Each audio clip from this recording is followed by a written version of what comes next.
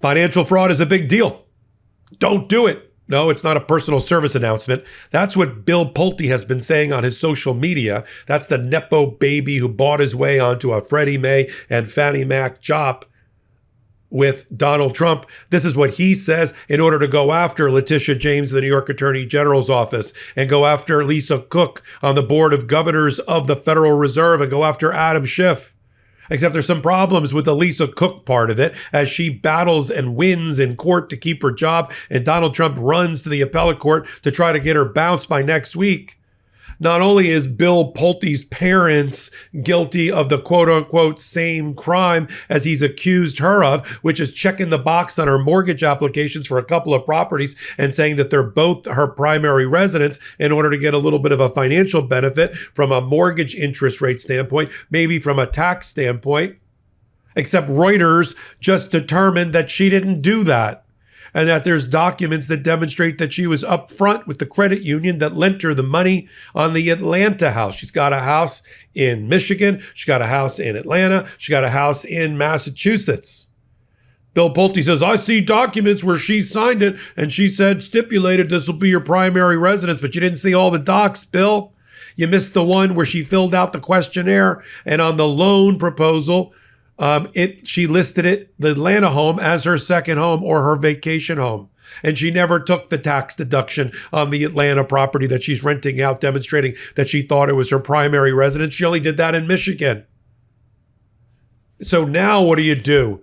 I am sure the Department of Justice is not going to reverse course and submit to the judge, Judge Leah Cobb, Judge Cobb, that Lisa Cook did not commit quote-unquote mortgage fraud. No, they just doubled down on it in a filing at the D.C. Court of Appeals, the Court of Appeals for the Circuit Court, and saying there's material good cause and just cause and for cause to fire her from her position.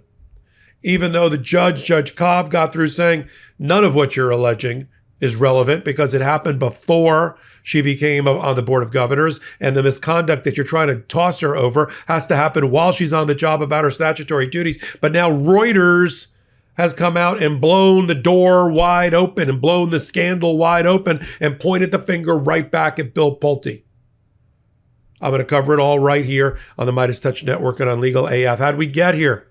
Donald Trump, like a toddler in a high chair, couldn't get rid of Jay Powell on the Federal Reserve because he wouldn't go, and there was no for-cause reason to get rid of him, which even the Supreme Court says you need to get rid of somebody on the Board of Governors. So he looked around, he said, who's black? I mean, this is my artist rendering. Okay, look into her mortgages. So they looked into her mortgages. They said, oh, she's got 3 properties.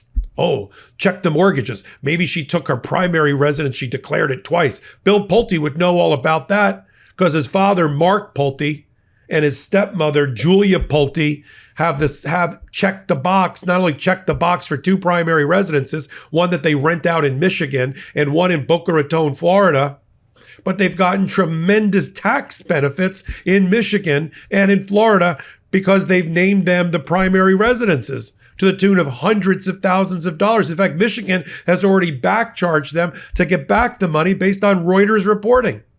And other reporting says that 20% of the cabinet for Donald Trump, Labor Secretary, Transportation Secretary, EPA Administrator, have 2 loans that both check the box to say they're their primary residences.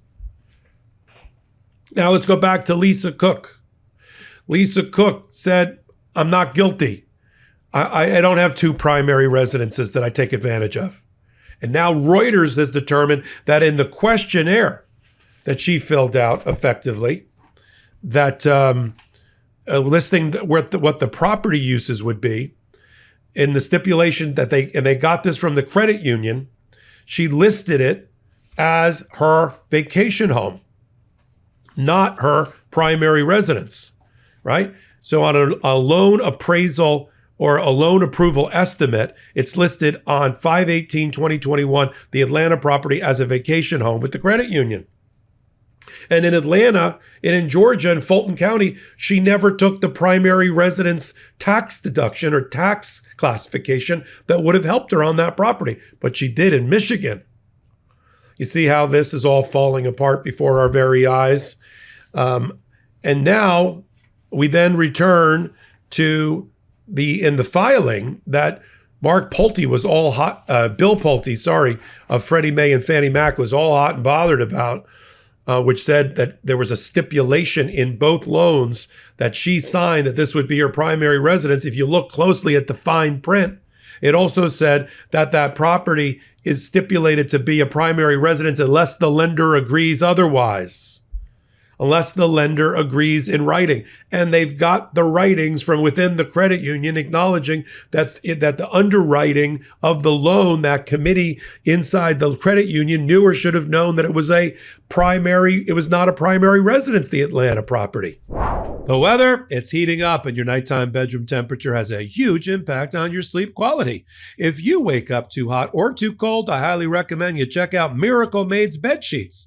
Miracle Made sheets are inspired by NASA and use silver-infused fabrics that are temperature regulating so you can sleep at the perfect temperature all night long. Using silver-infused fabrics inspired by NASA, Miracle Made sheets are thermoregulating and designed to keep you at the perfect temperature all night long, no matter the weather, so you get better sleep every night. Miracle sheets are luxuriously comfortable without the high price tag of other luxury brands and feel as nice, if not nicer, than sheets used by some 5-star hotels. Stop sleeping on bacteria. Bacteria can clog your pores, causing breakouts and acne. Sleep clean with Miracle. Upgrade your sleep as the weather heats up. Go to trymiracle.com/legalaf to try Miracle Made sheets today. And whether you're buying them for yourself or as a gift for a loved one, if you order today, you can save over 40%. And if you use our promo LegalAF at checkout, you'll get a free 3-piece towel set and save an extra 20%. Miracle is so confident in their product, it's backed with a 30-day money-back guarantee. So if you aren't 100% satisfied, you'll get a full refund. Upgrade your sleep with Miracle Made. Go to trymiracle.com/legalaf and use the code LegalAF to claim your free 3-piece towel set and save over 40% off. Again, that's trymiracle.com/legalaf to treat yourself. Thank you, Miracle Made, for sponsoring this episode. The only reason this is important is because Judge Cobb just ruled that Lisa Cook gets to stay in her job as one of 7 on the Board of Governors to run the Federal Reserve independently, and one of 12 to vote on the 16th of September on the Federal Open Markets Committee about rates, interest rates. That's what Donald Trump wants. He's not satisfied with having 3 out of 7 votes on the Federal Reserve. He wants 4 out of 7 so that he has the majority, so he can fire all of the regional bank presidents and replace them with his lackeys so he can get the majority to lower interest rates whenever he so pleases and to overhaul the Federal Reserve in his image. That's what we're watching. That's why this fight is so important. But if you're going to come at Lisa Cook, you better come heavy and you better come correct. And they're not correct about primary residences. First of all, the judge said, if you're looking at a 4-cause termination of a governor on the Federal Reserve, it has to be based on the case law. It has to be for one of 3 things happening on the job, not before the job, not before she was confirmed. They have to prove she was inefficient, neglect of duty, or malfeasance. Maybe moral turpitude problems while she was on and in the governor position, not before. So they have to show she sucks at her job, she's slow at her job, or she does, I gave the example, inefficiency, neglect of duty, and malfeasance. And the difference between the three states is, I'll put it this way, inefficiency is they give you 20 reports to prepare and you only get to 5. Neglect of duty is they give you 20 reports to prepare and you don't do any. And finally, malfeasance is you do the 20 reports, but you suck. And that's the grounds to get rid of somebody. Not they checked a box in this murky area of prime residence versus second homes back before she became on the Federal Reserve through a confirmation and due diligence process. And it's especially wrong given the fact that Bill Pulte's own family, who has close connections back to Donald Trump, did the exact same thing so badly, though, that Michigan had a back charge. Bill Pulte's father couple $100,000 for basically tax fraud. So I agree with Bill Pulte, which started this. Financial fraud is a big deal. Don't do it, Pulte family. Now, what's the relationship between Bill Pulte, Mark Pulte, and Donald Trump? Well, you're going to like this one.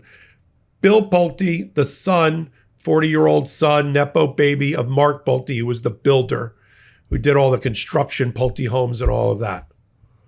Pulte, friends with Donald Trump, moved in those circles in Palm Beach, now living in Boca Raton. They both bid over the same property with Epstein that Epstein identified in Palm Beach. Mark Pulte was the loser of that purchase by Donald Trump for $41 million that led to the destruction of the relationship between Epstein and Trump. However, several years later, Mark Pulte bought what was then the highest priced house in Palm Beach County on that same piece of land, which was $122 million.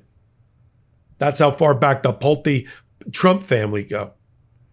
And now you're talking about don't throw stones in a glass house, especially when you have multiple houses, some in Michigan and some in Boca Raton. Now, if I'm the lawyers, of course, for Lisa Cook, I rushed this back in an emergency filing with the Judge Cobb, who's still presiding over the case and getting to the bottom. She found that the firing under the Federal Reserve Act was wrong because there was no for cause that was appropriate, even if this mortgage thing was true, and also found that Lisa Cook was not given proper due process rights to be able to put in this type of evidence in a hearing. Under due process, when your property rights like employment are being taken away from you, you get the right to defend yourself. This is where her lawyers would have said, here's my full submission to the credit union. This says vacation home. This says second home. Here's my tax filing in Michigan and in Atlanta. You see, I only took one primary home tax exemption. She didn't get due process. That's why the judge blocked her firing.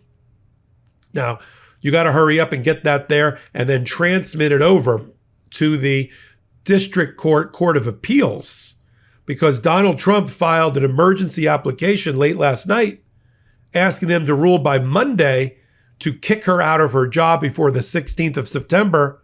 So there's one less vote he's got to worry about on rate cutting. Well, thank you to Reuters for doing a great job. They're on this, man. They took down Mark Pulte, the parents of Bill Pulte. They took down the cabinet, 20% of the cabinet doing the same thing. And now they've vindicated Lisa Cook with this new information that, of course, would have been part of a due process had Donald Trump given her one. I'm going to cover it all. Continue to follow it on Legal AF Substack Live, as this is a fast-moving story. As soon as I see that filing by Lisa Cook's lawyers, Abby Lowell, etc., you'll be the first one to know. Take a moment, hit the free subscribe button here on the MeidasTouch Network. Come over to Legal AF Substack, do the exact same thing. And Legal AF, the YouTube channel. In fact, we're so close on Legal AF YouTube channel that this weekend, with your help, we're 4,500 people shy of 800,000 subscribers before our one-year birthday. Hooray! On the 17th of September. Help us roll that odometer. Be the 800,000th person. That would be phenomenal. Until my next report, I'm Michael Popok. Can't get your fill of Legal AF? Me neither. That's why we formed the Legal AF Substack. Every time we mention something in a hot take, whether it's a court filing or a oral argument, come over to the Substack. You'll find the court filing and the oral argument there, including a daily roundup that I do called, wait for it, Morning AF. What else? All the other contributors from Legal AF are there as well. We got some new reporting. We got interviews. We got ad-free versions of the podcast and hot takes. Where? Legal AF on Substack. Come over now to free subscribe.